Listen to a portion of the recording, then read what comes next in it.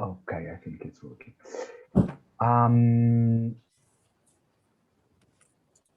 Okay, so the idea, if you agree, is to have around 1 hour and a half of your presentation, or 1 hour. I mean, 1 hour and 1 hour and a half, and then open the discussion with students, with participants. I think that this is the format that you have had also for the other seminars of the PhD. So that sounds good. It's probably not going to take us a 1 hour and a half. Fine. But we can have longer for the discussion, or we can also, leave early since it's Friday night. We'll see. Yeah. Fine. I mean, feel free. I mean, this is let's make this space our space. So absolutely, even if virtual, but let's own the space. That sounds great. So shall we introduce ourselves? Would that be? Yeah, I mean, I just wanted to say, well, first of all, to thank Sonia and Adrian to accept this invitation for this seminar. I'm very happy to see you again, students and the other colleagues at the PhD. Let me just introduce Adrian Bua and Sonia Bussu. They will present this seminar on the understanding of the developments in participatory governance. I will now give the stage to our presenters to introduce themselves. Thank you very much. I will be here with you and very curious to hear and to learn from you. Thank you. That's great. Adrian, do you want to introduce yourself first? Well, go for it. Yeah. Okay, so my name's Adrian Bua. I'm a lecturer in urban politics at the Montfort University.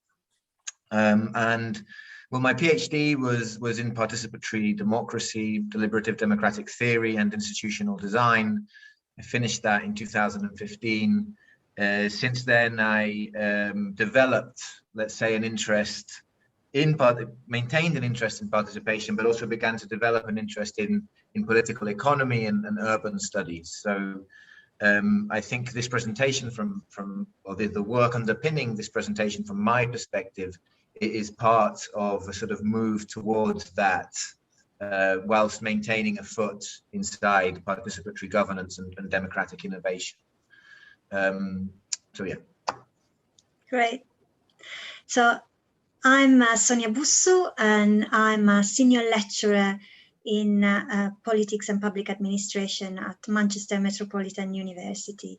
And I also did my PhD in participatory governance and at the London School of Economics. And after my PhD, I actually worked in the third sector before coming back to academia. So I was working for organizations that design and evaluate participatory processes.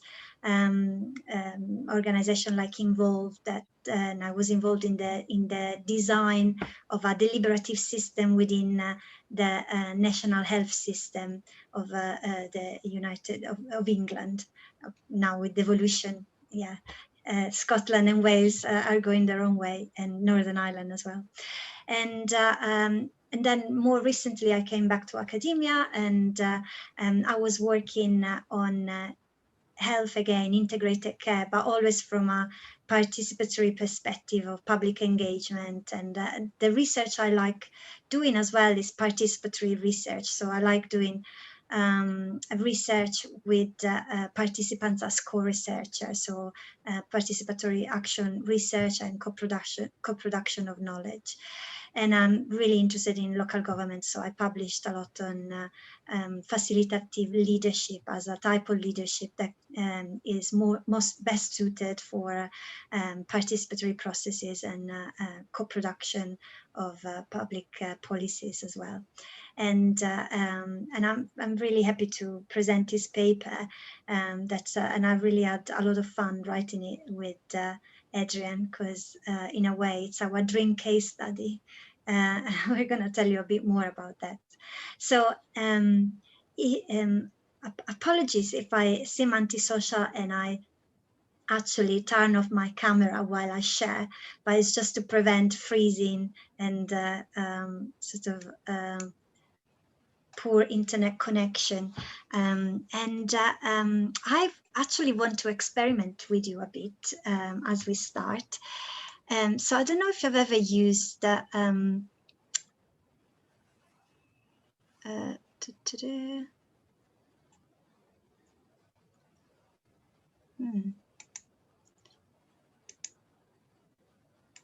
So I'm trying to share.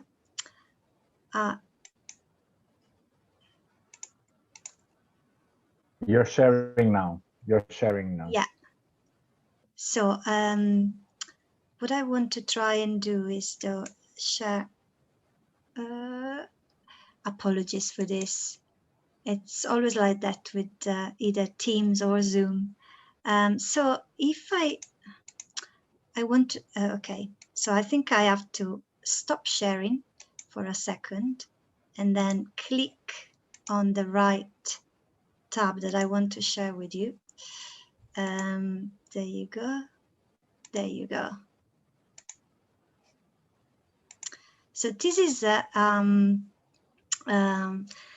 app that I don't know if you know it. It's called Vivox.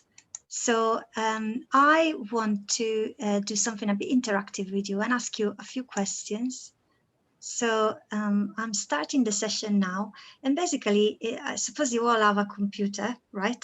You're in front of it, or you can also use your mobile phone and just go to vivox.app and then dial this number 108-886-825, and you will be joining this session so that I can ask you a few questions and we can sort of try and flesh out this idea of participation together and participatory governance in particular.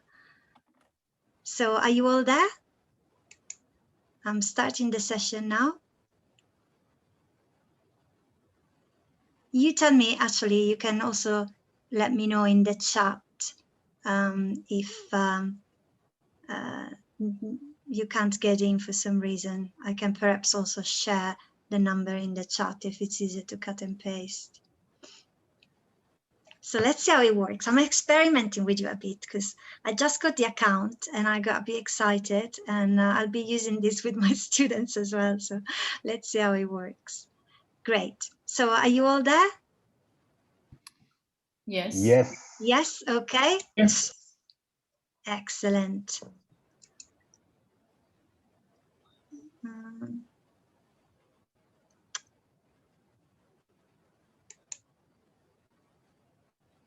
Right.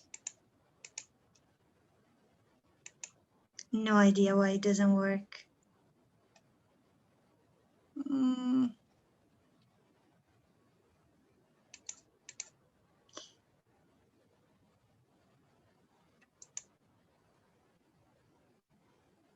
Right, this has been, okay. I think it's something that doesn't work with the interaction with Zoom for some reason. Right, we might have to give up on this. So I can see your, but I can't. Right, so the session is You on. just have to activate the survey because I mean we have three options. We have the chat, and then on our right we have the survey, but there is no survey active, so you should activate. Yeah, but the session has started, so yeah. For some reason, I can't activate it. Oh, apologies. I even maybe we can use the chat for the polling instead of the more funky interactive, you know, the more embedded features. Oh, I'm so sorry about this. So Okay. Okay. So there you go. Yeah. I managed. Yeah. So when you think about participation, what comes to mind? What word? Just choose one word, because this is supposed to be a word cloud. So I'll give you a minute to just write your thinking. It's all anonymous as well, so I mean, you can write what genuinely you think about it.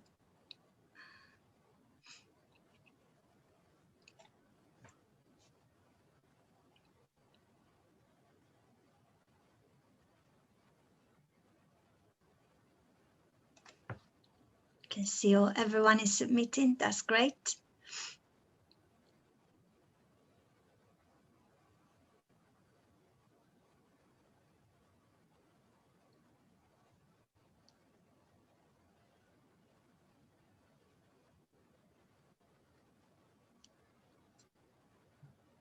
Right.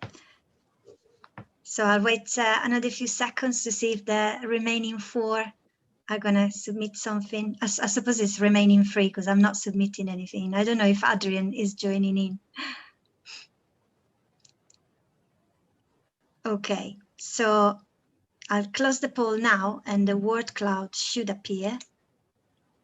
Let me see. There you go. Okay, so some great choices here. Obviously, democracy features a lot. So real democracy. That's really interesting. Governance, direct engagement, communitarian representation, interesting. The association between participation and representation. Tokenism, I like this. And really, participatory processes are not always as effective as we wish they were. So great. So some really interesting concept here to think about. I don't know if Adrian wants to comment anything on this before I move on to the next question. No, not really. I think there's some interesting ones there. So filtering, I'm not too sure how that applies. That's quite interesting. Entitlement. So yeah, I think there's a good range of concepts and ideas there that can apply to. So is democracy larger because lots of people wrote it? Exactly. Yeah, okay. yeah. It's a word cloud. So the bigger the words, the more popular the word is. But it's interesting because we're going to touch on a number of these issues, governance, democracy, tokenism, and we're going to look at input and output of a number of different participatory processes. Great. So let me see if I can, I think I have to, yeah, so I have to do it manually like this. So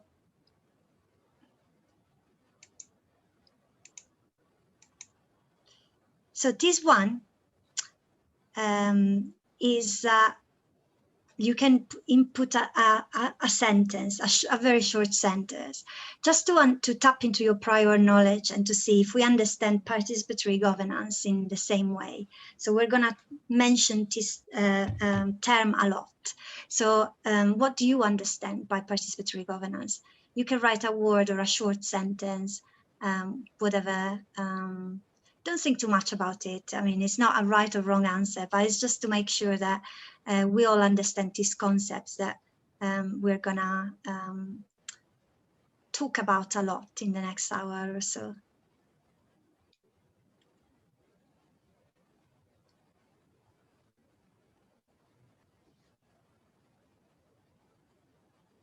And at the end, I'm gonna give you the definition that Adrian and I will be using as part of our work and the paper we're presenting today.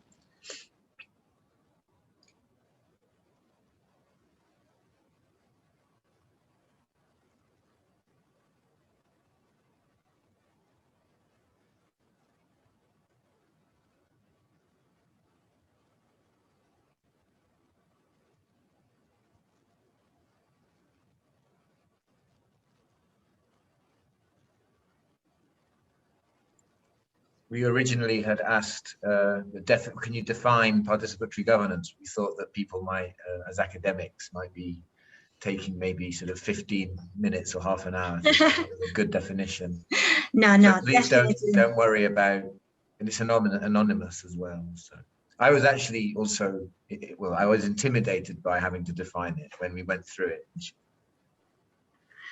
I know, and apology if this comes across as a bit intimidating, but the idea was to have a bit of an icebreaker and not to spend the whole time talking at you, but also making sure that we're all on the same wavelength in terms of understanding what we're discussing and we're talking about. Okay, I'm gonna give you a few more seconds, so don't worry. As I said, there are many different interpretations and different definitions, so I think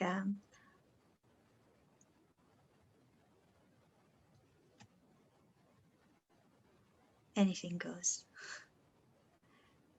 Do you need a bit more time? Can you give me a sort of an insight on where you're at?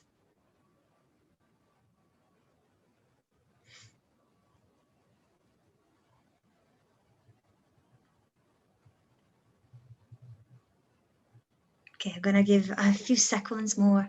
So I suppose like it takes some thinking.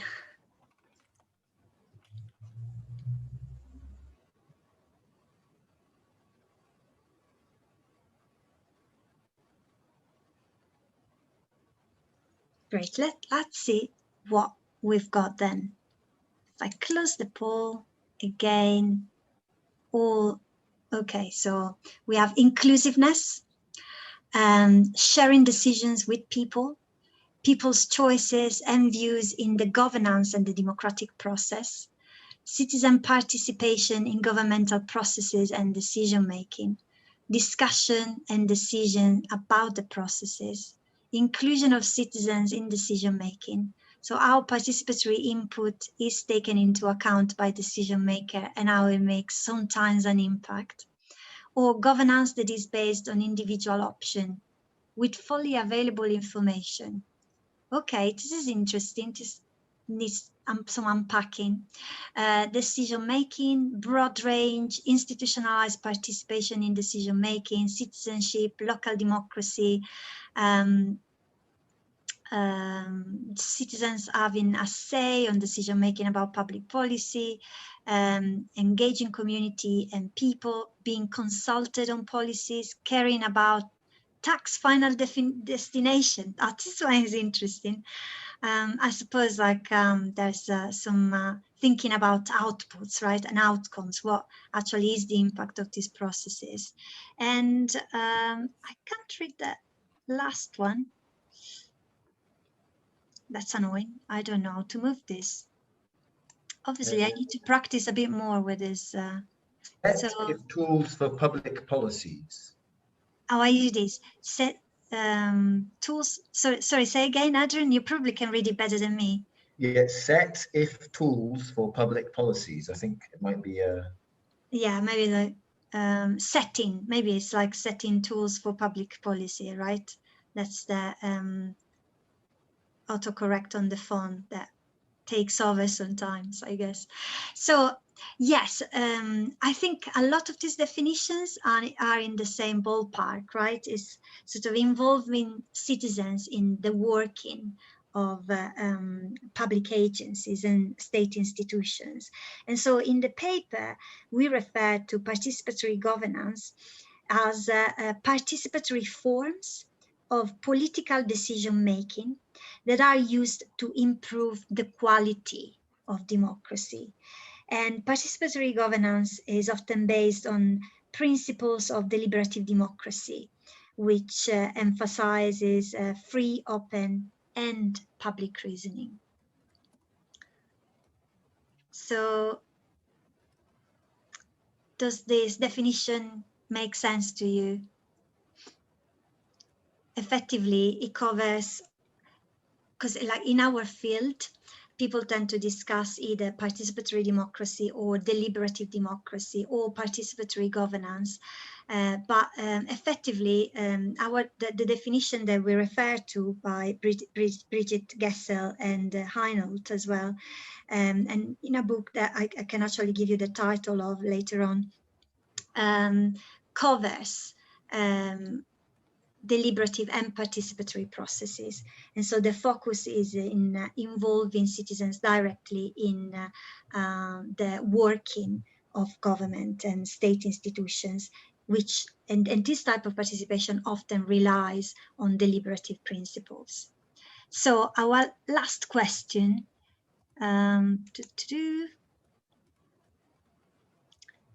could you name examples of participatory governance? Anything that you think is relevant to the definitions that we have just explored? Could be case studies or just particular types of processes.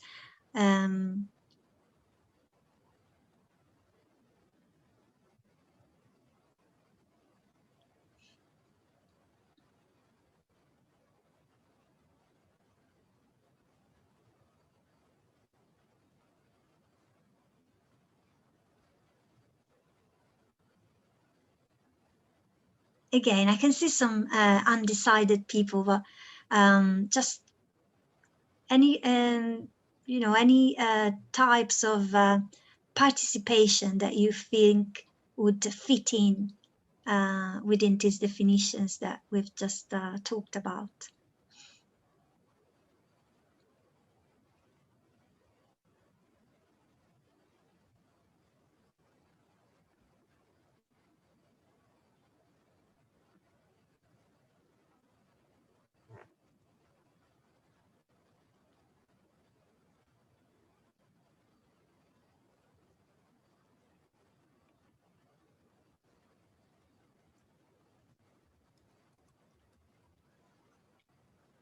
So I'll give you another minute to think about it, but then just go for it. It'll be interesting to see. We might actually learn about cases we had not heard about before, so that would be quite good. Yeah, it's good that we're recording. Yeah.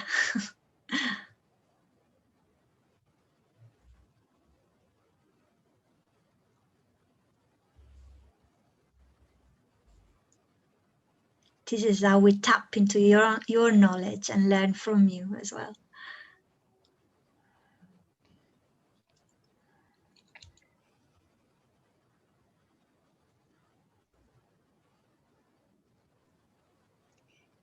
You want a big long list here from Roberto.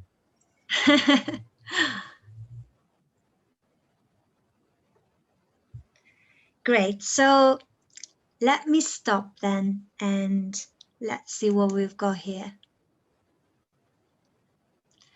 Okay, so participatory budget, like municipal council of ASO.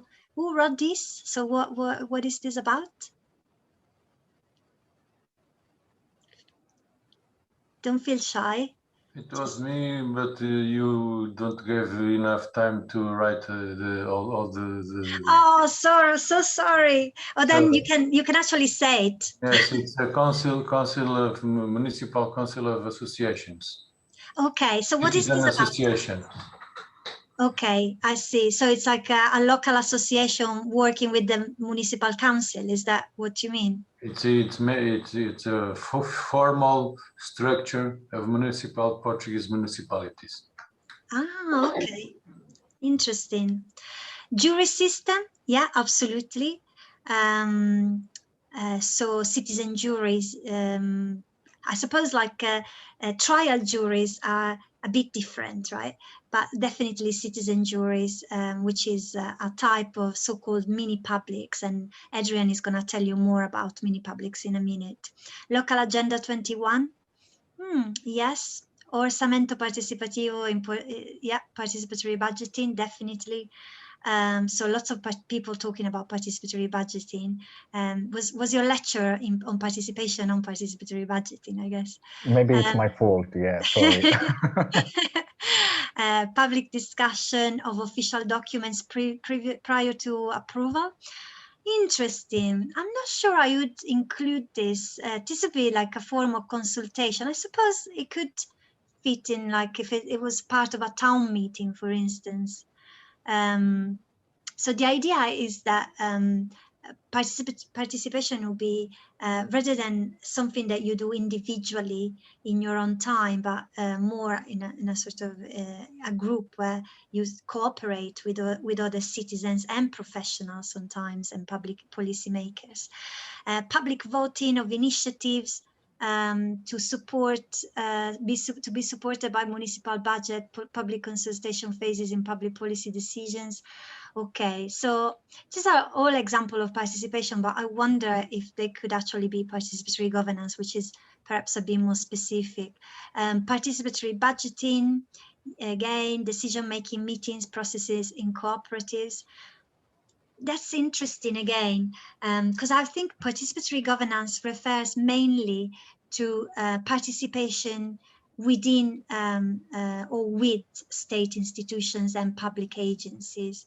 And there are obviously other types of governance and network governance, etc. But I think participatory governance, at least based on the definition we use, would be about engaging citizens, of not necessarily organized citizens, but also organized citizens with within the working of state institutions.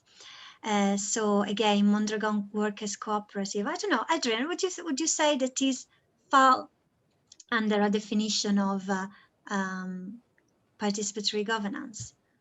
I think that I think we'll cover this later on when we talk about routinized participation. So yeah.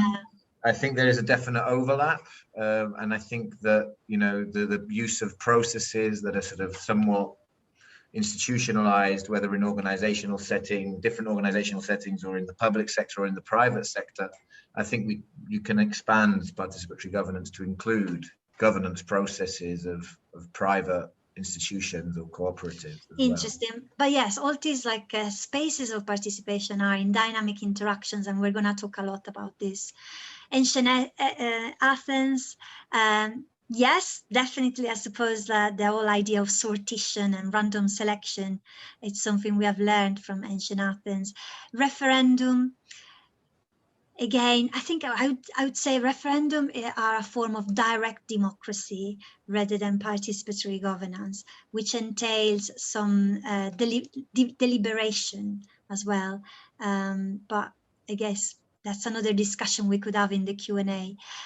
Debating new public works initiative for your city. Yes, definitely, particularly as part of strategic planning processes and things like that. And citizen juries, of course, Paris Commune and Porto Alegre, participatory budgeting experiment, public consultation for urban plans. This will be similar to a town meeting, and local municipality assembly and participatory public budgeting, participatory budgeting. So yeah, so I think a number of participatory spaces. I would say most of these would fall under participatory governance, but Adrian will sort of cover some of the main participatory processes later and look at how participatory spaces interact. So let me now share our slides. So any questions about any of this actually before we move on?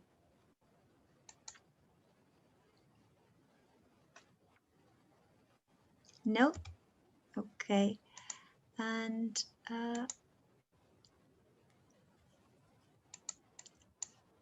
so that's very annoying because how do I move the bar on top in order to start my slideshow?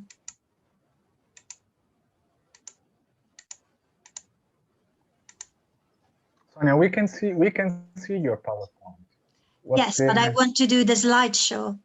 Yeah, you have, I don't know. I mean, you have the on the bottom, no. At the bottom of. Yes, at the bottom. Yes. At the bottom you have. Right. You have to, at the left of the. Yes, here. Yes. Here. Minus sign. Yes, the problem is that I get the bar to share on Zoom, and it's on top of. Okay. You can use downstairs in the right side the signal plus. Yeah, I think my I because I get the bar on the top to share, and it covers. Oops. On the top, there's an option saying slideshow. Yeah, of course I know, but just give me a second. There you go. So maybe like this it will work. So can you see the slides? Yeah, perfect. Yes, perfect. Apologies for all the tech, and I think we're ready to go. So I would say, so this is an overview of what we're going to cover today. And I would say, Adrian, when you're ready, feel free to start, and I'll follow your speech and move the slides for you.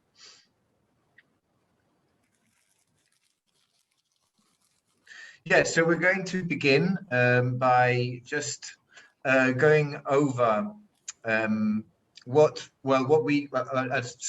particular approach to understanding what participatory governance is, which is in terms of the contributions that it makes to democratic decision making. So we can define it in many ways. This is sort of angle that we're doing it from, right? So what functions does it play in terms of the democratic system? And we, in previous work, we developed these concepts of reflexivity and responsiveness that reflect the classic requirement of democratic processes, right? So on the one hand, they need to produce decisions that are effective in solving public problems, and on the other, they need to be underpinned by democratic legitimacy. These things are in a certain tension, which we'll talk about later. They don't always go together. But we theorize that participatory governance makes contributions to effective and legitimate decision-making to the extent that it realizes these two elements that can be at times in tension. So what do we mean by these terms? Well, by reflexivity, we mean basically a functional requirement of democratic systems. So we think that a democratic institution, we can conceptualize it as reflexive to the extent that it can realize the kinds of effective decision-making and coordination requirements that complex societies that we live in need for to be governed. And we also, within this concept, include concerns with deliberation and considered judgment that come from the sort of deliberative democracy tradition, but also adaptability, which is the sort of complex society aspect here, or the complex systems aspect. So in complex systems, we often need to govern what we refer to as second order problems, which basically are problems associated with past decisions that kind of come back in a sort of feedback loop. And the governance processes need to be able to respond to these. They need to be able to be adaptable, reflexive in response to these.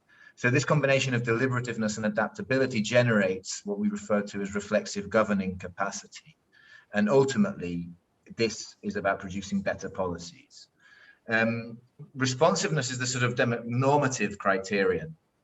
So sort of basic democratic theory, a political system can be said to be democratic insofar as its institutions respond to demands that are made by citizens, and its quality is to a large extent a function of how it channels demand making from citizens, right? And traditionally, we can measure responsiveness by correlating public opinion inputs with policy outputs, sort of a mirroring kind of inputs and outputs. We can kind of see whether a system is responsive or not. And we think that this direct link is complicated in participatory governance because often processes exist alongside other inputs. So in these cases, we think it's important to adopt a looser understanding of responsiveness, where that isn't necessarily need inputs to reflect outputs, because it might be desirable that policymakers, instead of sort of directly reflecting process inputs in policy outputs, can adjudicate between different ones. And in the literature, this is referred to as deliberative responsiveness, right? So the idea that a system or a process generates responsiveness to the extent that it incites deliberation amongst decision makers. Now, there are other more direct barriers to responsiveness, which include weak links to civil society. Often lots of, and we saw tokenism being mentioned in the exercise we had before. Often lots of processes have weak links or questionable links to civil society and can be seen to be sort of window dressing processes in that respect. They can have a lack of connection to formal policymaking and governance mechanisms. So this is about, consultation and the extent to which that can, or the extent to which there are sort of defined, even sort of legally defined links to policymaking, or whether there's sort of political imperatives to take notice of what's coming through participatory processes, which in the literature on participatory budgeting, especially the earlier literature, is a sort of power generated by mobilizations and participation in the process that kind of forces the public administration to push through budget decisions. And then there's also the complexity of policymaking itself, right? So as I said before, participatory governance or participatory processes can be one input alongside many others, and this increases as scale increases as well, which is something that we'll talk about later as well. So we think that these are two basic concepts that we work with in terms of the contribution that participatory governance can make to democracy. And in current work, building on chapters that we've both published in the Handbook for Democratic Innovations, which is, if you're interested, a sort of introductory overview to democratic innovations and governance, you might want to check out this handbook. We're wanting to develop this framework into something that we can use to understand more complex participatory systems. Maybe we can talk about that at the end if there's questions on that. But you can see references at the bottom if you'd like to read further, and we'll send the slides out. And yeah, you can go down, Sonia. So as I said before, overall, the requirements for reflexivity and responsiveness can pull in different directions, right? So reflexivity involves openness to alternatives, and it recognizes that democratic innovations must be adaptable to new demands, different contexts and different kinds of problems emerging. Whereas responsiveness involves a form of closure, a decision that results in some form of collectively binding decision or public policy. And this is hard to reconcile with the adaptability requirements of reflexivity. So much of the literature on participatory governance has a strongly institutionalist orientation, which it can be criticized for, but it argues that these kinds of issues, these kinds of tensions, can be resolved through institutional design. And if we can go to the next slide.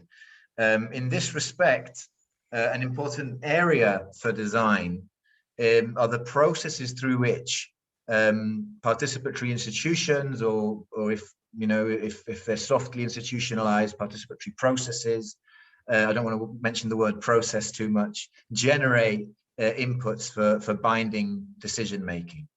And one of the main functions of participatory governance in this respect is to help transmit, we conceptualize it, help transmit opinion formation in the public sphere to will formation in the political sphere. And we're sort of using Habermasian language here.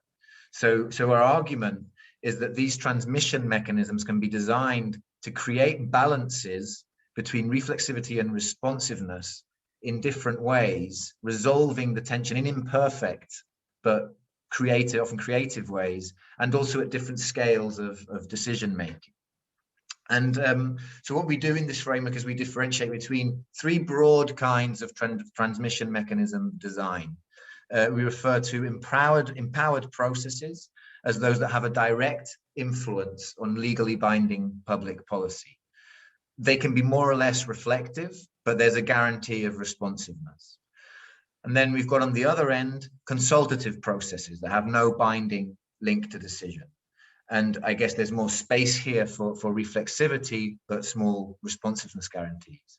And then probably most or a great part of the processes we refer to when we talk about participatory governance institutionalize some kind of power sharing between states and non-state actors and citizens that might be involved.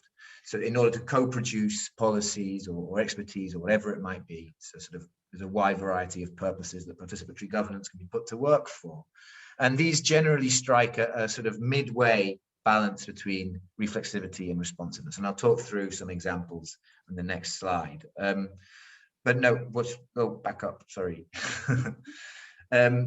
Most recent processes are examples of either consultative or power sharing designs. And this is especially so at higher scales of political authority, because participatory processes often engage subsets of the population. They're limited in the extent to which they can legitimately make a claim to have a binding influence on large-scale decision-making. And one of the sort of big questions in democratic theory is a classic question about scale, if you go back to Robert Dahl and the sort of classic democratic theorists, but it also exists quite strongly in the sort of newer participatory governance literature. And if you look up Michael Saywood, for example, and the representative claim kind of literature, that's sort of really interesting take on the kinds of representation that is enacted by participatory governance as it tries to sort of move up in scale. Should we go down one? Okay, so in this table, we have some examples of what we've referred to as empowered, consultative, and power sharing processes. I'm not going to go through them all. As you can see, there's some of the ones we've already mentioned are here. So participatory budgeting features here, of course. It's a loose categorization, but one broad category that you might have come across before that's sort of classic in the world of participatory governance is empowered participatory governance, which is a concept developed by Archon Fung and Eric Olin Wright in their book on Real Utopias, which is characterized by high levels of, in our terms, high levels of reflexivity and responsiveness. Now, you can question the extent to which this is achieved in practice. I think in the 2003 book, they argue strongly that this can be achieved, but this is questionable. And one of their cases is participatory budgeting in Porto Alegre, which we've classified differently. So we're kind of questioning Fung and Wright's take on the extent to which reflexivity and responsiveness can be achieved through EPG. And this is, in part because of the legitimacy issues I just noted at higher scales, meaning that empowered participatory governance basically always operates at a local or city level, and often in terms of managing a particular resource or carrying out a particular repetitive function, like budgeting, for example.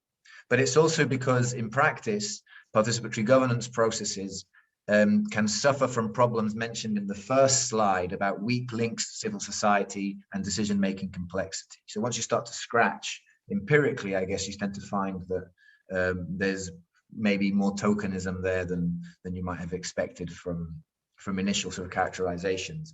And then other problems can include capture by interest groups or bureaucracies, and a range of different ways in which politics takes place through these processes, right? So participatory budgeting in Porto Alegre isn't the same process that it was in the 1980s, and there's a sort of consensus that it's been diluted, right? So politics occurs through these processes, and they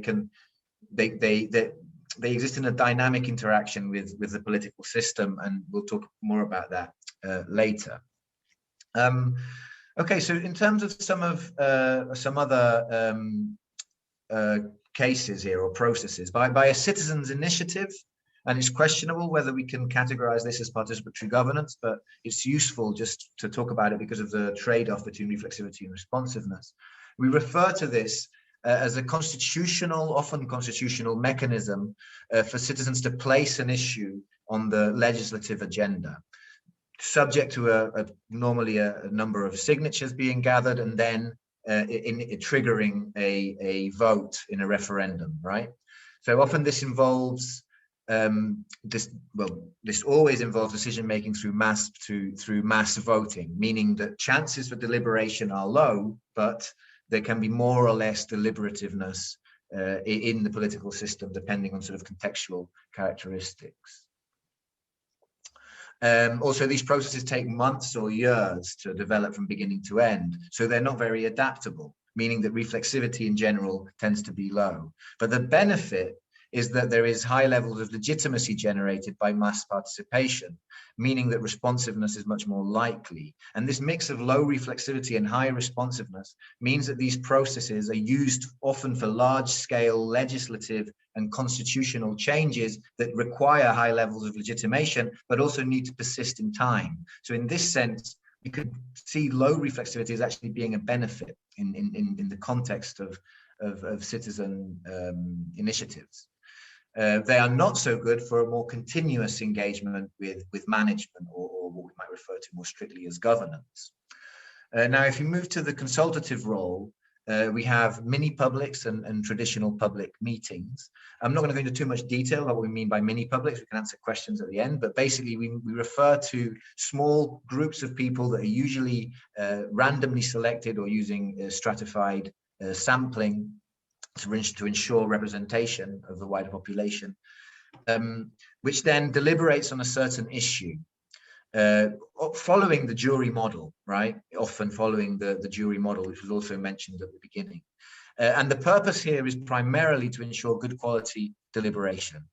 The capacity for adaptability is increased by reflexive agenda setting. So good practices in mini publics is that participants aren't just sort of given a topic, but they can influence the question of the topic. They can themselves sort of define the topic that they're being asked to deliberate upon, because problem definition in politics is fundamental and agenda setting is fundamental in politics. So good quality designs allow for participants to do that. But these also take time to organize and set up, and they're also generally focused around particular issues, meaning that they're not adaptable enough to engage in continuous governance, even though there is a sort of recent moves in the literature to creatively think about how they might be. And I think Cristina Lafont's recent book talks about different functions for mini publics in terms of political, instead of just sort of decision making, also political agenda setting. She uses some interesting categories around anticipatory mini publics, for example, as sort of get people together to think about what might be placed on the public agenda. And as far as I understood it, I've still to read the book. I went to the launch. But anyway, so that's an interesting way in which mini publics can be used differently. But we think reflexivity is probably at a medium to high level for this reason. And responsiveness, this depends, but because of the legitimacy issues involved in handing power over to a small subset of the population, the responsiveness is low. But as we'll talk later, these processes can be serialized with others. So often legitimacy can be enhanced by linking, for example, recommendations from a mini public into the ballot on a referendum. And there's interesting experiments in serializing different processes in that way. Okay, and then finally, our example of power sharing institutions. We have a few here, but the one I'm going to talk about is participatory budgeting, which I know in Portugal is probably the most prolific country for the use of participatory budgeting in Europe.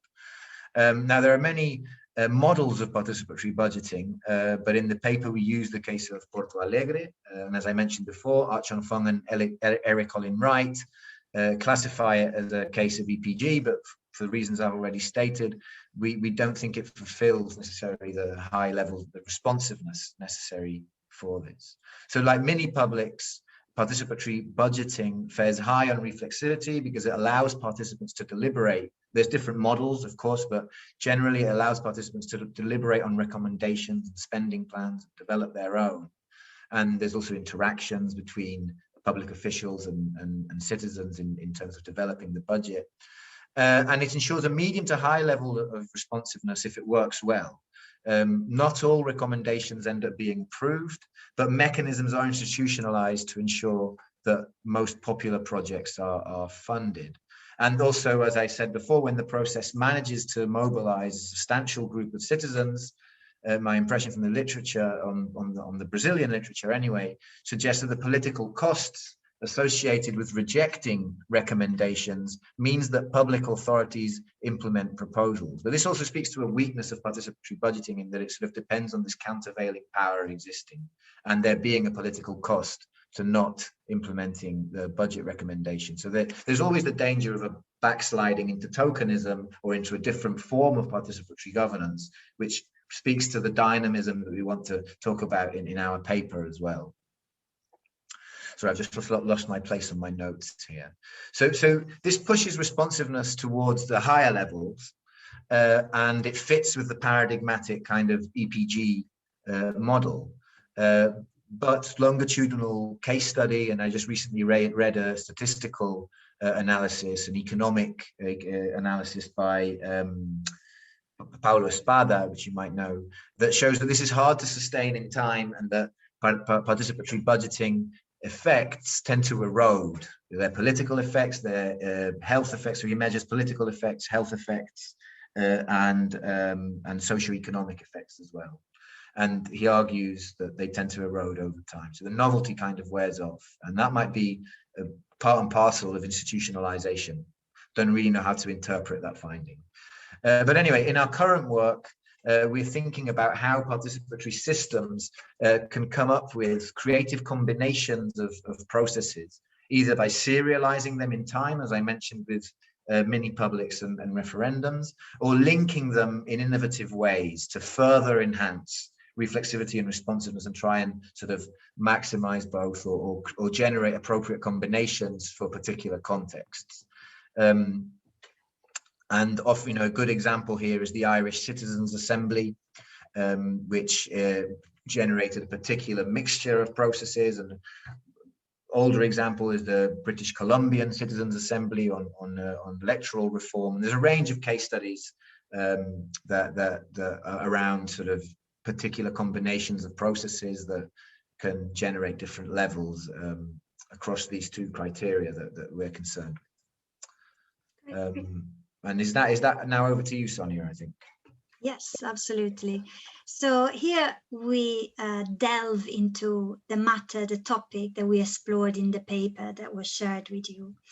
And a lot of the processes that Adrian reflected on and described to you tend to be consultative or a best power sharing, but mostly they're opened by public agencies and state institutions, which set the agenda, normally control the process and decide who participates. So this approach to participatory governance is well captured by the concept of governance-driven democratization, which was developed by Mark Warren in work from 2013. And he defines governance-driven democratization as fostered, implemented, and sometimes institutionalized through practical frontline practices of government, motivated by administrators who find they need to forge partnerships with those their policies affect in order to plan, regulate, build, administer, or govern. So most of these processes are elite-led and tend to respond to the demands of the commissioners rather than the participants in the process. And so this raises an important challenge, because although governance-driven democratization opens up opportunities for practical influence on very specific issues and policies, it might serve to depoliticize collective action. And so generally, governance-driven democratization has demonstrated that lay citizens have an epistemological advantage in tackling policy problems that affect their lives. And it has also demonstrated over decades of practice of this type of participatory governance that citizens are capable of deliberating with their peers and experts, and they can actually help produce really innovative solutions. But where governance-driven democratization has fallen short is in making a substantial positive change to the life of citizens, besides the learning that that the people that are directly involved can develop. And Carol Pateman argues that a lot of these participatory innovations that are top-down and elite-led have been underpinned by this conception, or the conception of citizens as consumers. So there has been a wave of this type of GDD, governance-driven democratization initiatives, since the turn of the centuries. This has also been the results of blueprints sponsored by national governments and international governments, and the jargon of open government and good governance that is that easily fits within the rhetoric and of the neoliberal agenda. And so we're observing different phenomena, and this is why we have developed this concept of democracy-driven governance. And it does sound a bit like a tongue twister, doesn't it? Governance-driven democratization, democracy-driven governance. I challenge you to say them both really fast. The difference is that in democracy-driven governance, actors from social movements begin to exert direct influence on politics and policymaking by creating new institutionalized spaces of participation, or reclaiming and reinventing existing spaces in order to strengthen channels for citizen input and feedback loops. And so for the various governance-driven democratization processes, there's often a lot of focus on design and quality of the process and input, but less so on responsiveness and actual outcomes, so what happens after. And initiatives of DDG, or democracy-driven governance, try precisely to shift the emphasis on outcomes, and they move away from defining citizens as consumers or service users, and instead define them as democratic participants in collective life. Now, both GDD and DDG, both structures are quite similar, really, in terms of core design features. And in fact, social movements have capitalized on the decades of practice and academic knowledge of participatory and deliberative democracy, but they are different in terms of normative orientation. So in democracy-driven governance, the emphasis is less on efficiency and more on nurturing new forms of state-citizen engagement that can genuinely change the way in which choices are made. And you will have seen in the paper as well, we developed this Venn diagram to identify both similarities and differences between these two different participatory structures, so governance-driven democratization and democracy-driven governance. And both GDD and DDG try to foster participatory governance, so to include citizens in the work of public administrations through routinized participation. And by routinized participation, we refer to processes that have some degree of institutionalization and continuity. But and both are also oriented towards reforming and existing institutions. So there is some similarity, and in order to identify how they interact in a dynamic way, we start from Ricardo Blaug's heuristic of incumbent democracy and critical democracy. So incumbent democracy refers to those democratic processes that are concerned with preserving and improving existing institutions. And critical democracy refers to prefigurative democratic moments that actually challenge the status quo and existing institutions. And the diagram shows how some commonality between GDD and DDG. So unlike DDG, GDD, sorry, I'm getting confused with all the acronyms. So governance-driven democracy clearly falls under the definition of incumbent democracy, right? So preserving and reforming existing institution. But democracy-driven governance actually entails a stronger element of critical democracy. So it is also part of incumbent democracy in the sense that it works within the space of routinized participation, but it entails a strong element of critical democracy because it is driven and shaped by popular mobilization rather than by state elites.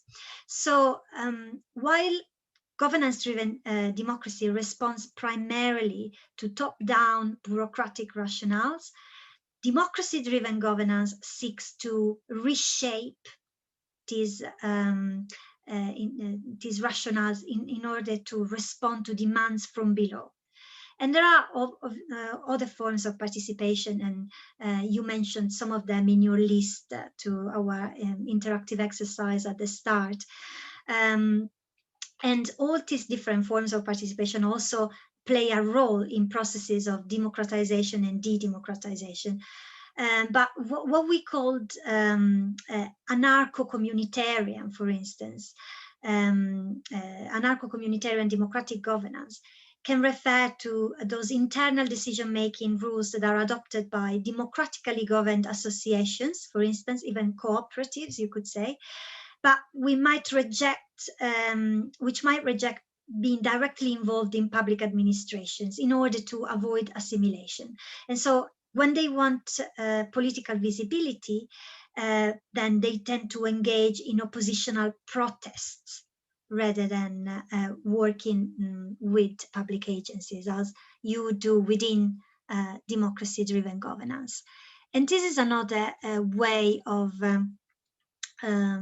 explaining the relationship between these different spaces of participation, which it is important to interact these. They're not static, they're dynamic. For instance, the newly claimed spaces of democracy-driven governance can become closed spaces through assimilation. So participatory budgeting is a good example, as Adrian was mentioning, because the process has been in a way stifled and bureaucratized over the years, and so it doesn't have the same level of popular mobilization, particularly from marginal sectors. And so vice versa as well, top-down spaces, so the governance-driven democratization spaces can generate new fields of power that can be imbued with democratic possibilities and challenges. So governance-driven democracy and democracy-driven governance should be understood as types of participation that can fill different political spaces, but in a continuous open-ended pull and push of democratic politics. And so you can see the largest circle that incorporates popular spaces that are firmly rooted in the realm of critical democracy, so challenging the status quo, but they can develop into more institutionalized democracy-driven governance participation, where citizens can reclaim and transform existing sites of routinized participation. And by the same token, Democracy-driven governance can develop into governance-driven democratization and vice versa. And we have observed these processes in the case study of Barcelona. In our analysis, we use tipping points to explain how a governance-driven democratization regime can morph and develop into a democracy-driven governance regime. And by tipping, with the term tipping points, we're basically trying to capture how a process of stability and slow and incremental change can speed up to more dramatic cascading effects. And we use a number of variables that you can see in the slide. So local economy, political context, associational density, and autonomy to explain this regime change, but also how the new democracy driven governance regime is constrained by some of these elements, some of these variables. And just to give you a bit of background, particularly if you haven't read the paper, before we move to the Q&A. So in Barcelona, following the democratic transition from fascism in the 1970s, participatory governance institutions developed into something that really closely resembled what Warren calls governance-driven democratization. So the sort of top-down, elite-led participatory spaces. And over the 1980s and 1990s, there was a center-left leadership that oversaw relatively successful process of post-industrial conversion into a tourism and service-based economy. And neighborhood associations and civil societies were involved in participatory spaces, but these were controlled by political elites. And at the same time, though, counter-hegemonic spaces began to flourish, where social movements collaborated with critical public servants to develop alternative regeneration models. And this is a characteristic kind of coexistence and interaction between governance-driven democratization and democracy-driven governance. And the actual tipping points that changed the balance between the two was the 2008 financial crash and the ensuing period of austerity, which really shifted the governance trajectory. And at this point, social movements such as the Platform from Mortgage Victims or the Indignados emerged nationally and also in Barcelona, where they led to the formation of the movement party Barcelona en Comú, which won the 2015 municipal elections. And it had a very ambitious platform developed through direct forms of citizen participation, and calling for a social change and the rollback of neoliberalism. And once in government, Barcelona en Comú's policy agenda continued to be informed by citizen and social movements through interlinked online and offline channels, for instance, the platform Decidim. And this sort of new participatory space is actually built and transformed the pre-existing participatory structures that are developed over the 1970s and 80s and continue to exist throughout the 1990s. So in the paper, we provide a detailed analysis of how this regime change happens from governance-driven democratization to democracy-driven governance. And also so reflecting on the sort of opportunity structures, political opportunity structures for this transition. But we also analyze the difficulties that Barcelona en Comú faced. So, for instance, pro-status quo, there was a strong pro-status quo coalition with influence of local, regional, and national media. And there was also significant resistance within the machinery of government to their reform agenda. And in 2007 as well, the Catalan independence crisis exploded, and that contributed to further dividing and weakening Barcelona en Comú. And this was evidenced by the poor electoral results in 2019. And so the limited regulatory powers of the city council really constrained the capacity for radical reform to address the housing crisis and reverse touristification and to remunicipalize services. And another aspect we reflect on is the relationship between state and social movements, which is very complex. And it is important that social movements maintain autonomy and critical distance to avoid cooptation. But they also represent important allies in a context of conflict and constraints to the radical reform agenda of Barcelona en Comú. And we chose Barcelona as a paradigmatic case of these kinds of processes. But we actually think that and it will be interesting actually to hear from you, we think that the concept of democracy-driven governance can actually travel to other contexts that are not directly linked to capitalist crisis and material fallouts. And one example could be climate protests, but also the post-COVID-19 world might create new tipping points for transition towards more radical democratization. Although as an avid reader of sci-fi, I'm actually quite pessimistic about the future ahead with technological surveillance. But that's another seminar.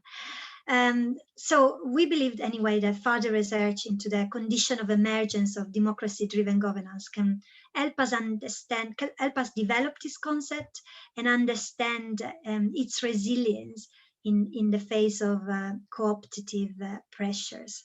And I'll just ask Adrian now to share some conclusion. You need to unmute yourself, Adrian. I was just thinking before, who's going to be the first person to there speak? You go. I was actually No just finding the button. It wasn't going to be me. It wasn't going to be me. Okay, so thanks, Sonia. So just a quick conclusion then. I would like to have some space for discussion and feedback as well from you guys. These are big concepts we're working with, and we want to develop this line of work. So we'd like to see what you think and any suggestions you might have. But anyway, in terms of the framework we started with, we think that our concept of democracy-driven governance captures new attempts to boost responsiveness of democratic systems through new forms or recaptured forms of participatory governance. And this is achieved essentially, as Sonia has just talked through, by grounding participatory governance in social movements and generating, I'd even say, sort of local political regimes that are composed of alliances between social movements and state actors that in the case of Barcelona en Comú come from the social movements themselves. And they add to the dynamism between GDD and DDG because they seek to repurpose traditional participatory governance processes or use the knowledge, the institutional design knowledge generated by traditional participatory governance and put it to work for different, more democratically expansive purposes, which are more associated, as Sonia said, with outcomes rather than with design so much, or with bureaucratic concerns. So it's basically about aiming to expand the regulatory scope and power of participation. And this is basically what we think occurs when we talk about shifts between GDD and DDG regimes. Now, I hope Sonia doesn't mind, but I'm currently doing research that suggests that it can go the other way as well, so towards non-participatory forms. I'm studying similar processes in Galicia, in the cities of A Coruña and Santiago de Compostela, where we see similar formations than in Barcelona that aren't able to consolidate. They have similar political agendas. They have these they place participation, empowered participation, democracy-driven governance at the top of their agenda, but they aren't able to consolidate this shift to a participatory regime. And we see the reconsolidation in 2019 of an elite-led regime with very tokenistic forms of participation where citizens almost disappear as governance actors. So in further research around, obviously there's more space for this dynamic relationship and to theorize how and in what context it occurs. We can also look, as Sonia says, into whether our concept of DDG can travel to different contexts. The Spanish context is, especially where we're looking in Barcelona Comú, is very clear paradigmatic case of crisis politics, austerity. It's sort of lends itself to a political economy kind of lens focused on material concerns. But as Sonia said, climate emergency, COVID, you know, there's lots of different ways in which these things can play out, and you know, times are certainly interesting in that respect. And I think that's about it from me, unless you'd like to add some concluding thoughts, Sonia. No, that's fine. I think I'm happy to stop sharing and start the Q&A. It'll be interesting to hear from you. There you go.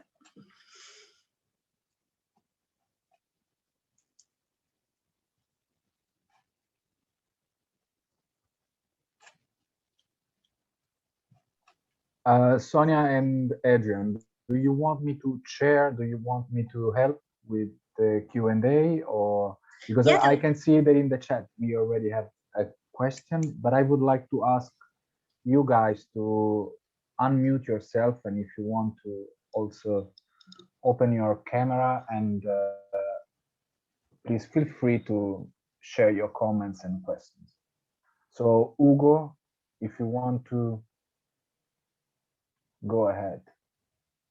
If you feel like, I mean, if you want me to read, I can read the chat. But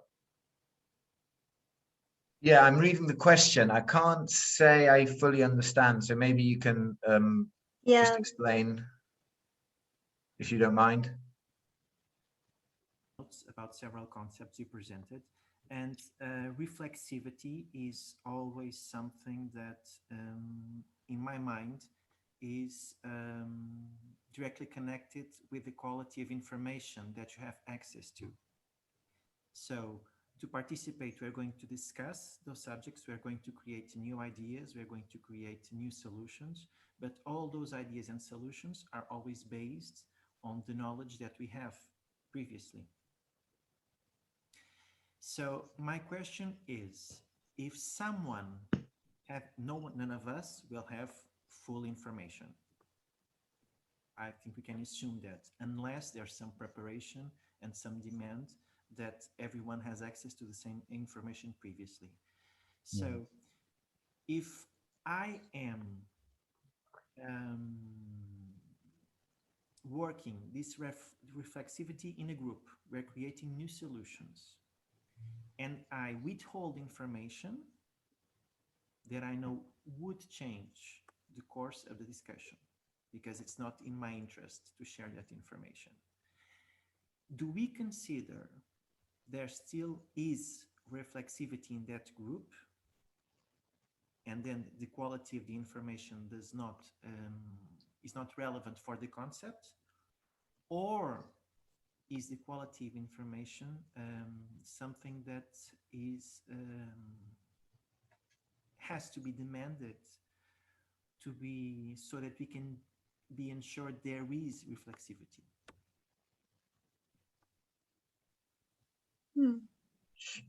Shall I go, or would you go ahead, and then I can chip in? Yeah, go ahead. I think I would go towards the second option, but I would note that, you know, it's not a black and white situation. So the quality of information, you know, so is somebody acting sort of for strategic reasons, basically, sort of withholding information for strategic reasons in terms of influencing the outcome of the process. So I guess that would be a concern from the concept, from the perspective of reflexivity. I think it would not improve. It would not improve. It would probably worsen the reflexivity of the process in its deliberative dimension, maybe not in the adaptability dimension. But I don't think it would eliminate reflexivity, basically. So I think it's a matter of scale and degree. Yeah, I think if I understand the question correctly, Hugo, you're challenging the sort of the legitimacy of a mini public, right?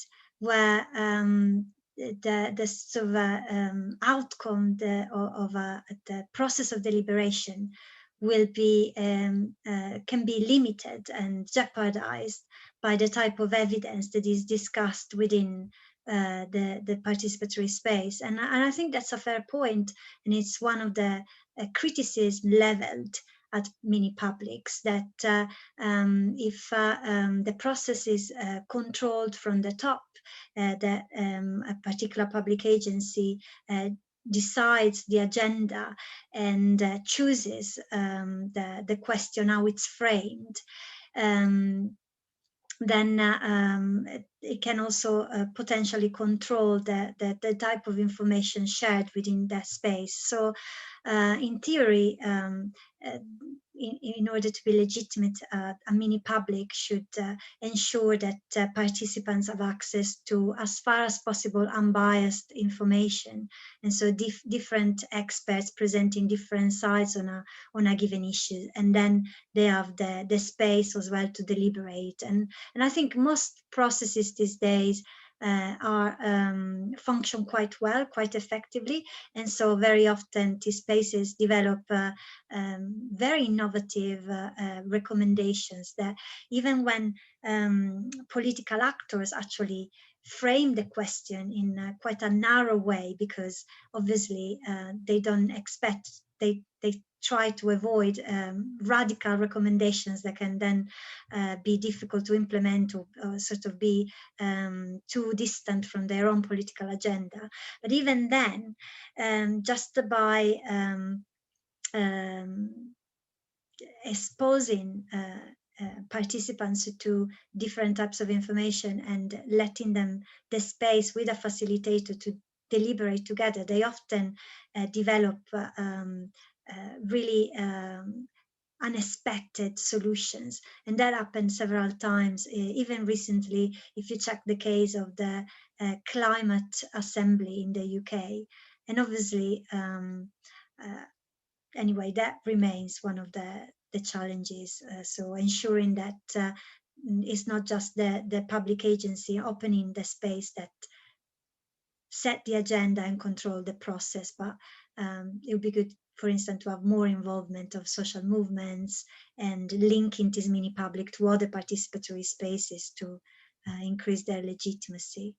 I don't know if that answered your question. That was my interpretation, but it does. My question was really with the definition of reflexivity. No? Yeah. Because it does not have information in it. It does not contain that requisite. So that was why I was asking, if one does not exist, can the other exist anyway, or be considered to exist? Because I think it's relevant when you want to implement something conceptually. If it's not explicit, one of the steps has to be there. Right. Probably you're not going to ensure the full purpose of it.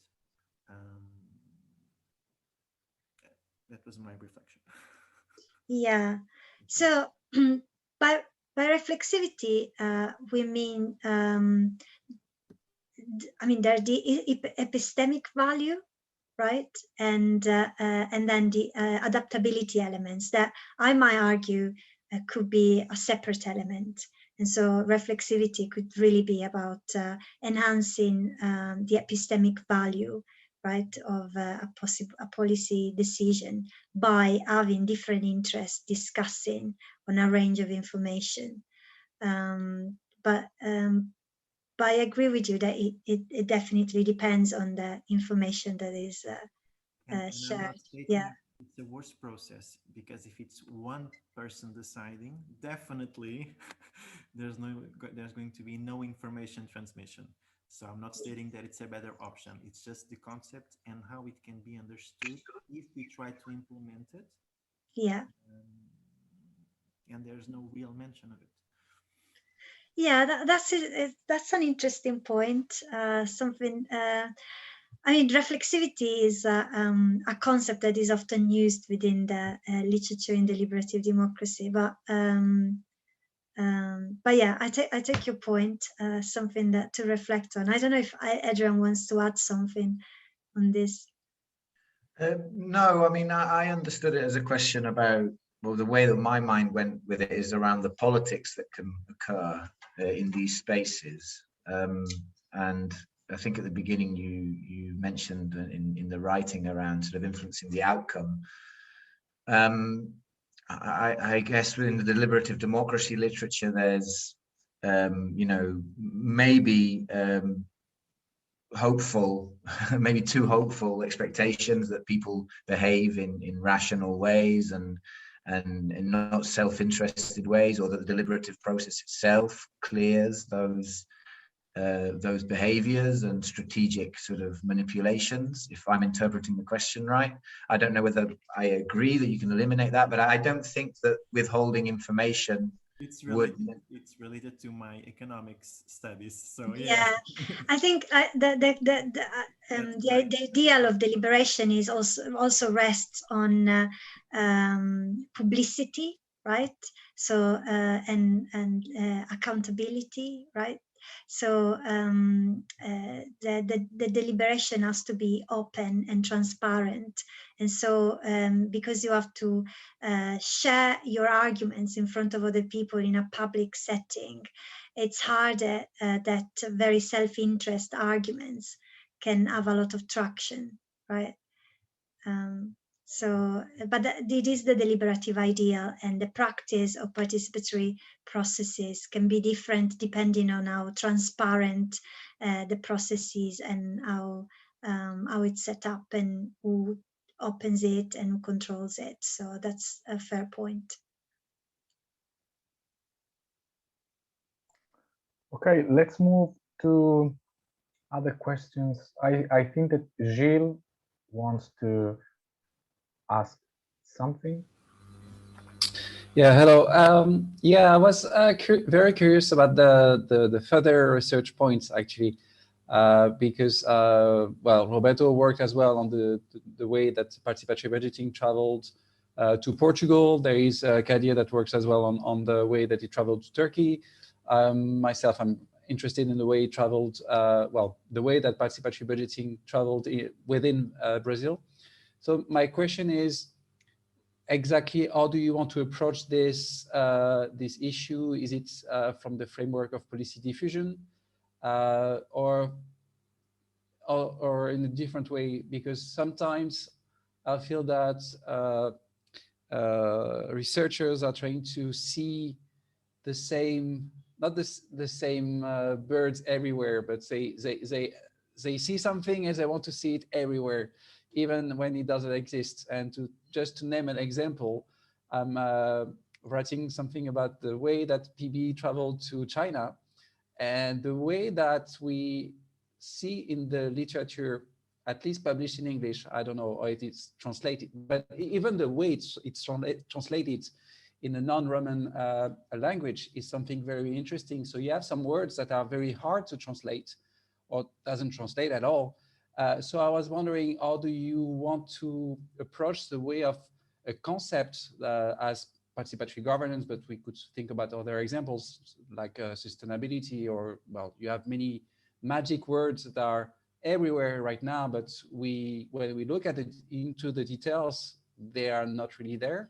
So yeah, I'm very curious on how you will research that. Thank you. So Jill, are you referring to the democracy-driven governance and the concept we have developed? Yeah. and now we can actually identify it elsewhere. That's a good question, and I think we're still developing the concept. And obviously, we examined it with a political economy lens in the way developed in Barcelona.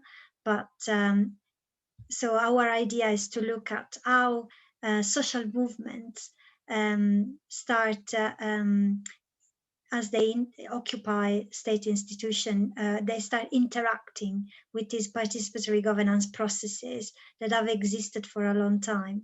And so even participatory budgeting, it can look very different if social movements set the agenda and develop the process, or if it's actually a local government that decides to have a consultation about 3 options for the next budget and calls it participatory budgeting.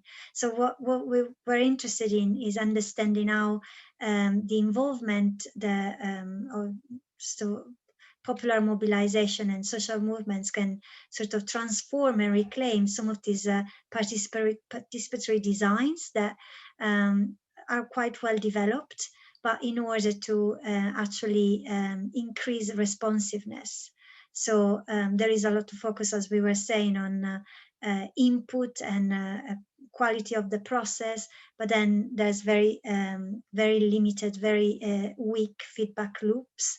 And so we are interested in understanding if the involvement of social movements and sort of bottom-up efforts working closely with state institutions can sort of transform these participatory, these sort of governance-driven democratization structures that we are very familiar with in a way that responds to bottom-up demands. And it was interesting in Barcelona is that social movements were actually using things like sortition to select some of the candidates, and use a number of different participatory spaces online and offline that have now a long history in the literature and in practice as well, right? But they were using it to set the agenda and to sort of develop and implement a sort of project of radical reform. And so that's what we're interested in, how the interaction between social movements and these participatory processes that in a way have been getting a really bad name as tokenistic exercises, right? Because there has been so little outcome coming from them, just constantly organized, and now citizen assembly is the new trend, and before it was participatory budgeting, right? But at the end of the day, the impact on social equality, social justice, people's lives is minimal, because we also work in a context of neoliberal political economy, etc. And so we wanted to understand whether the sort of interaction with social movements could sort of reclaim and transform these spaces. And we have seen this in Barcelona, but we're also interested in seeing what's going to happen with climate change citizen assemblies if Extinction Rebellion, for instance, gets more involved. And so that's how we want to develop the concept. So looking at the sort of this bottom-up effort that is not isolated from the state, but works with the state, but to sort of reclaim all like familiar structures of participatory governance to sort of push forward a more radical project. So that's a very long-winded answer, but I hope it makes sense. Yeah. I was thinking there is also a network that is very close to Barcelona that is related to all those cities that are claiming for Fearless City, yeah, the Fearless City. Okay, yeah. And the way that social movements are linked to this would be interesting, but I don't know. Well, yeah, possibly. Adrian, did you want to add something to this? Yeah, just very quickly. I obviously agree with everything Sonia said. Anything I would add, you mentioned policy diffusion and studies around how participatory budgeting traveled. It's something that the literature that we consulted when we were developing this paper. So Ganuza and Bayoki, for example, on the travel of participatory budgeting around the world. And part of our concern was to try and explain that dynamism, right? How do these processes change from within? The approach we took was around tipping points and context and these 4 variables that we identify. I think there's other theoretical frameworks that might be interesting. I'm not an expert in them. I've recently had a head dive into Bourdieu and field theory to try and understand contextual pressures that might lead to convergence or divergence. I'm also interested in looking at literature on, I need to have a chat to Sonia about this, but institutional isomorphism as well. I think there might also be these things, these pressures can also, these convergences or these changes or this dynamism can also be understood in terms of isomorphic pressures in the classic kind of DiMaggio and Powell sense, you know, mimetic, coercive, and normative forms of isomorphism through which these environmental pressures act upon these processes to make them adopt certain practices or not. But it's that aspect's undeveloped, I think. But I think it's really interesting. Yeah. Yeah, this paper is a first attempt sort of defining this concept, but it certainly needs more work and development as we do empirical work as well to test the theoretical framework.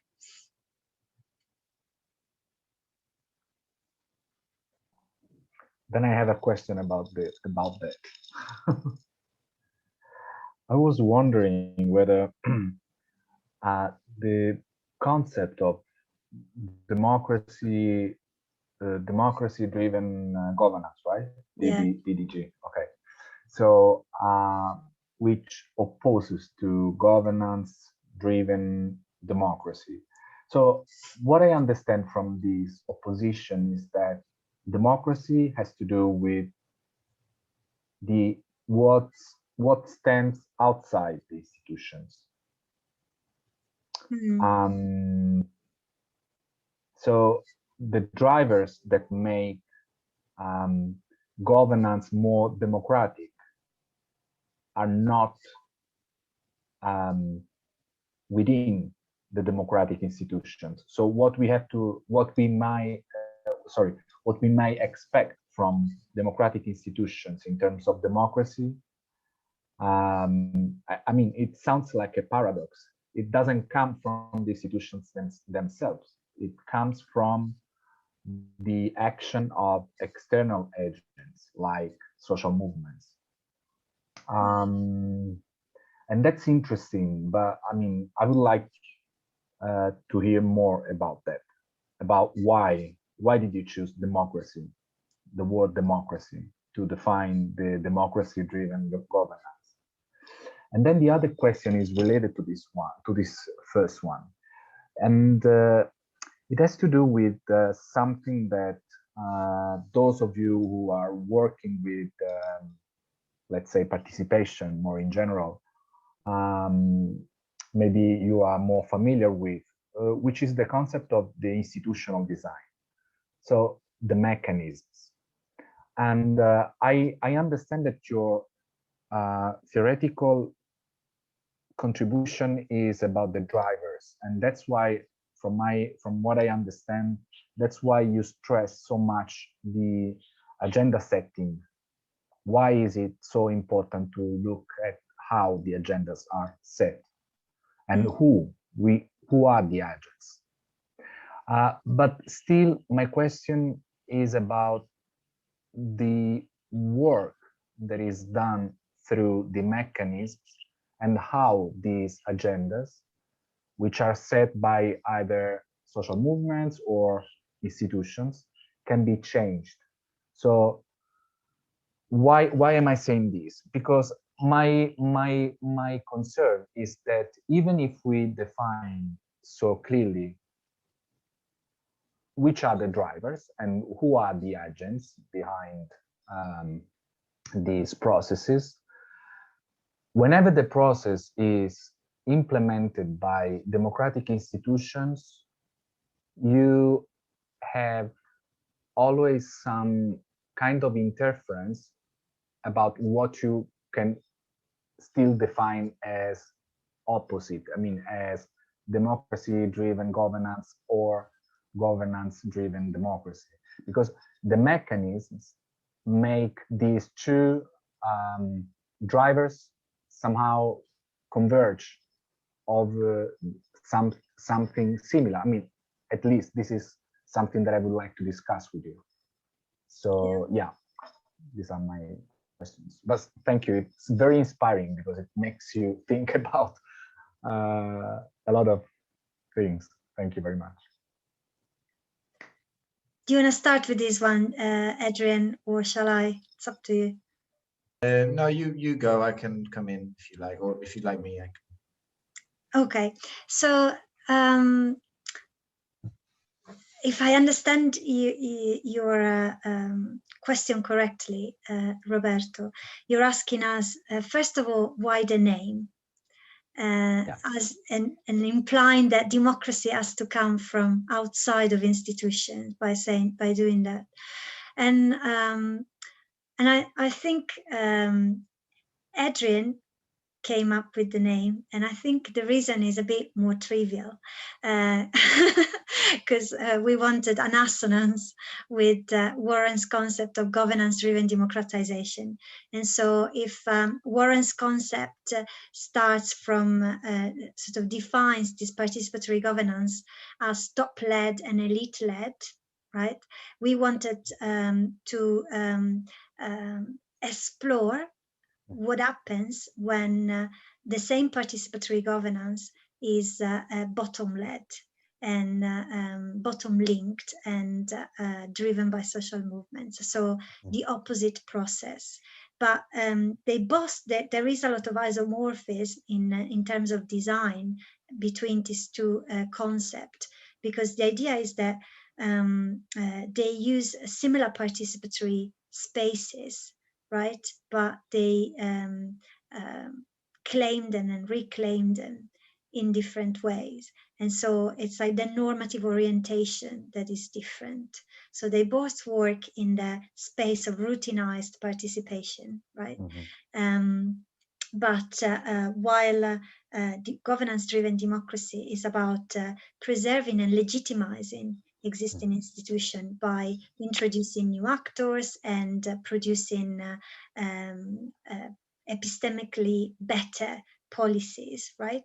Democracy-driven governance is also works within the space of critical democracy, so about challenging the status quo. And so they use the same participatory structures, but with a different normative orientation, so that democracy, the emphasis on democracy-driven governance is more on also on social justice, which in a way was one of the main drivers of participatory democracy more broadly, but it's been sort of sidelined over time with an increasing emphasis on functionalistic aims of participation. And so in a way, we wanted to explore what happens to the same mechanism. So whether it's citizen assembly or participatory budgeting or participation online and participatory town meeting or offline, what happens when they're reclaimed by through popular mobilization, and one of the limits of a lot of these participatory mechanisms is also that there is limited popular support for something that is often perceived as tokenistic, right? Because there is often a weak link with civil society.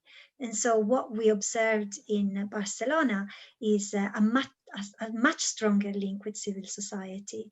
And so we were interested in understanding how these same participatory structures develop and change when there is this sort of social movement-led and bottom-up push.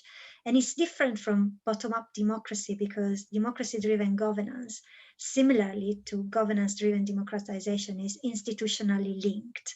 So it's still part of that routinized participation as we defined it. I don't know if that answers your question, but I know what you mean, and it's probably, I think, actually thinking about it, it is sort of tongue twisting, DDG, GDD. It's not necessarily the happiest choice, but it's sort of we like this the alliterative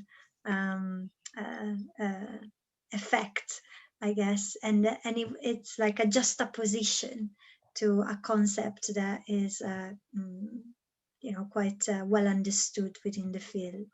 So we wanted to develop these different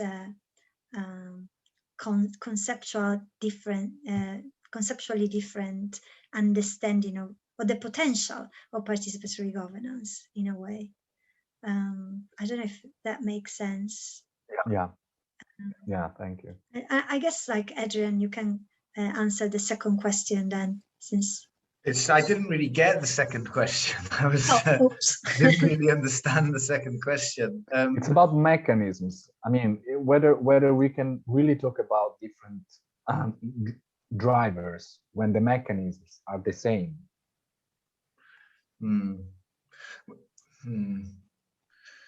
So that's in terms of the institutional design. Yeah, in terms of institutional arrangements, mechanisms, procedures. I mean, if the outcome should pass through the administrative, mechanism or whatever, because the output will be a public policy or a public decision or something, a measure that you want to implement, then the question is, does it still make sense to understand these drivers as different? It's a kind of provocative question, I know, but it always makes sense to identify the drivers. But then the mechanisms, what's the role of the mechanisms? I don't know. I haven't thought about this, to be honest, but I think it's linked to what the answer to the first question, and why did we choose democracy? Because, so firstly, I think probably, and I don't want to speak for Sonia here, we probably need to talk about this, but I think we're probably conceptualizing the institutional designs as neutral tools that can be put to work for different purposes by different actors. So there might be some instrumentalism there.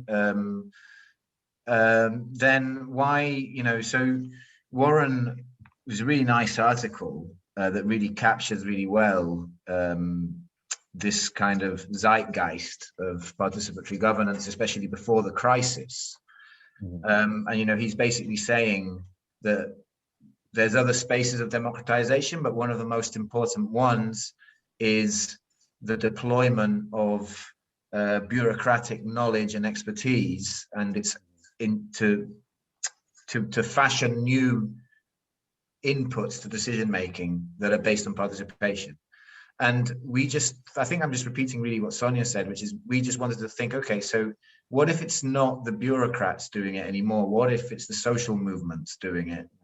And that's how we got into the idea around dynamism. And so really I guess the meeting point is the institutional design, it's the processes. Yeah. But we need to think more, I think, about that. Yeah. Yeah, I agree, and I think the processes work, right? Of participatory processes in terms of institutional design can be quite effective, and normally the process works. The problem is what happens after, who sets the agenda, and what happens after, because the feedback loop are really weak. Also because there is very weak popular awareness and support of these mechanisms that are sort of left as add-ons really to existing processes. And so the idea, I mean, hopefully we'll see how things develop in Barcelona, but the idea is to use these participatory processes, these institutional designs that are actually quite well thought out, because really both the literature and the practice spent a lot of time on institutional design mechanisms and very little on actually analyzing outputs and outcomes and whether they work or not. And so it would be interesting to see whether if in a context where these participatory processes are sort of used by citizens and social movements, whether they become actually more effective and they're able to push for higher levels of responsiveness. And also one of the limits is that they might have beautiful designs, but they have very, very limited power. And so in a context where social movements can ensure that those participatory spaces are actually empowered, then that might have, the sort of impact might be different. But I think we still know very little on impact. And I think generally the whole field of participatory and deliberative democracy has invested not enough thought and both empirically or theoretically in thinking about impact. And perhaps it's time we also borrow from other fields of political science to really analyze what happens to decision making within these participatory processes once we get into implementation. And I think one of the projects I have is to sort of use the concept of polycentric governance of Eleanor Ostrom to really understand how these processes can impact the policy process, because at the moment we know very little about it. Yeah, and that goes not just for social movements led participatory processes, but for all participatory processes. I think, yeah. But can I say, I don't know if there is someone who wants to ask something or make comments. Yeah. So I'm sorry, I'm agreeing with Jill and the comment, that debate.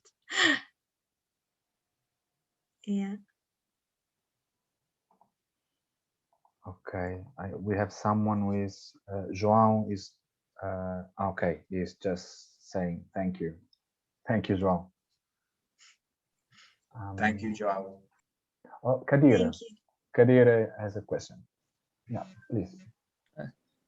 Hi, I have a little question. I understand the classification of democracy-driven governance and governance-driven democratization.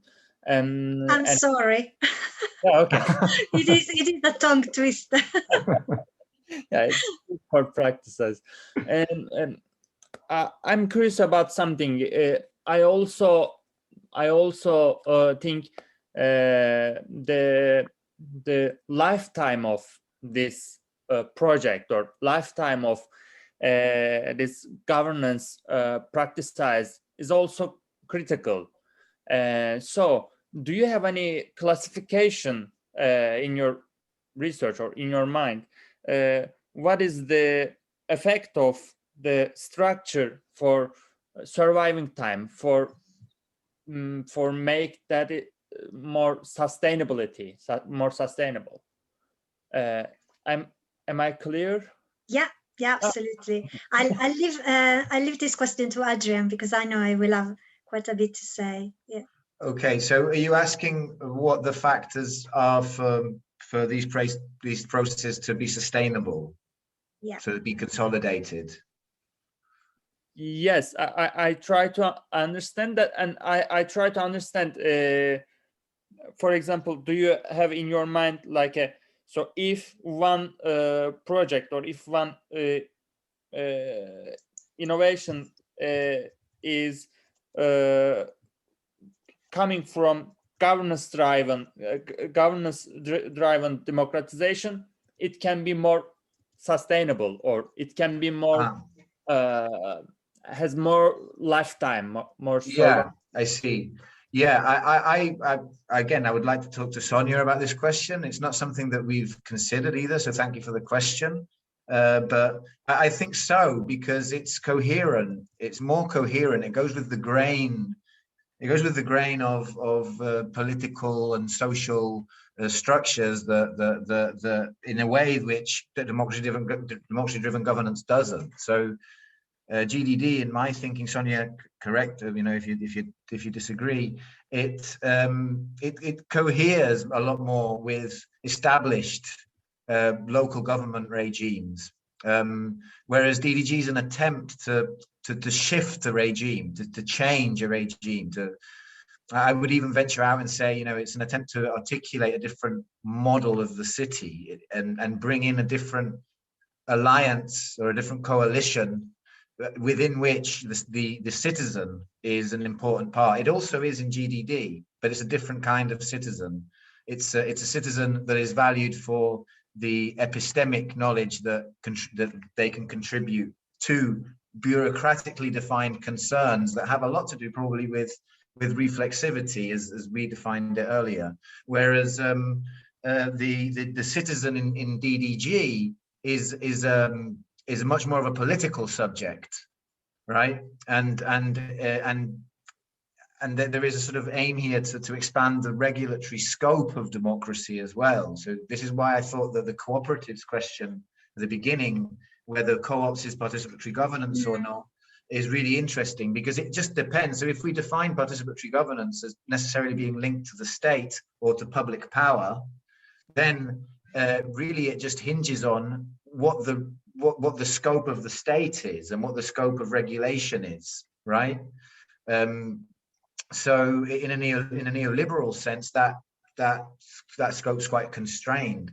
But this is I understand DDG in Barcelona, talking about the case, as a challenge to neoliberalism that's looking to repoliticize the city in new ways. And it makes it more vulnerable because, well, it has the forces of the status quo that up against it.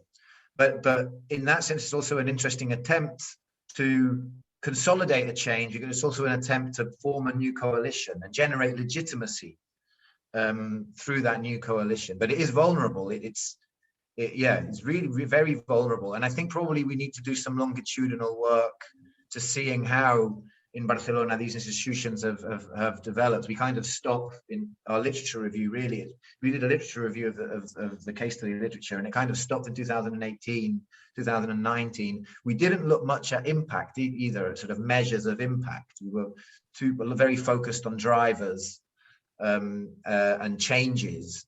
So yeah, there's gaps there, but I think I would suspect that those measures might show that there is a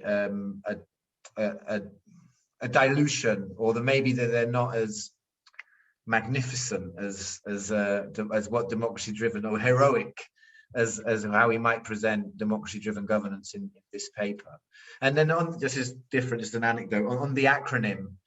We got like some of the best feedback I ever got from a reviewer who asked us. She was tough. She or he was tough in the first one, and she accepted it at the end, and she said, the acronyms I still hate the acronyms, but I guess the irritating readers is a good way of getting engagement with an interesting set of ideas. And I just thought it was delightfully begrudging praise. But every time that I have to, I'm glad that I wasn't talking through the GDD, DDG parts, because every time I'm confronted with it, I think of that reviewer and I think, yeah, I'm annoyed by it as well. I still think there's something in the terms. Absolutely. I think a few times Adrian got confused writing DDG instead of GDD. But I think definitely it's already we sort of sketched that in the paper, and there's more work to do. But these processes are incredibly vulnerable to political cycles, to co-option, to personalization, yeah, it'll be interesting to see how to do a longitudinal study. But I think what they're doing differently from social movements in the 60s, for instance, on the 70s, occupying state institutions, is that they're trying to keep a strong link with critical social movements, and also to create international constituencies like fearless cities that can sort of keep high on the agenda the sort of radical reform, and in this case anti-neoliberal reforms that they sort of characterize the initial platform as well. But obviously a lot of these processes are happening at the local level, and at the local level there are a lot of constriction from national level regulation, global level dynamics, and so it's very difficult to implement a radical project at that tiers of government. So obviously, great. I think everyone is tired and they're leaving. So yeah. But thank you very much, Sonia and Adrian. It was very, very, very interesting. And let me just say one thing. You made me actually think on something that I'm working on, but it's something that I share with you all because it was one of the cases that we talked with in the first semester, which is a case of, let's say, meeting between social movements and the local administration in Lisbon, which is the case of the square in the historical center called Martin Moniz. And it's very interesting because you made me think in terms of GDDDDG, whatever. And it's, yeah, we have to keep talking about that. I think. Yeah, absolutely. It'd be brilliant to do a comparative study with different cases. Yeah. Yeah. Sounds good. Yeah, it sounds.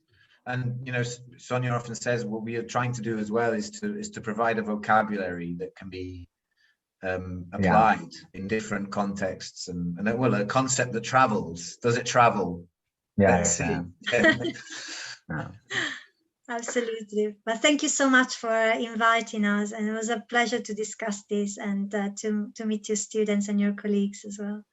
It was great. Yeah. It was great. Thank you for your contribution and for accepting the invitation. So, well, let's close. I think that thank you all, and thank you. Have a very good weekend. Bye. Thank you. Talk to you soon. Yeah. Thank you, be Adrian. in touch about our Horizon thingy. So yeah, sure. Roberto. Yeah, so I'll be in touch soon about that. Okay, brilliant. Thank you very much, everyone. Bye. Bye, guys. Bye.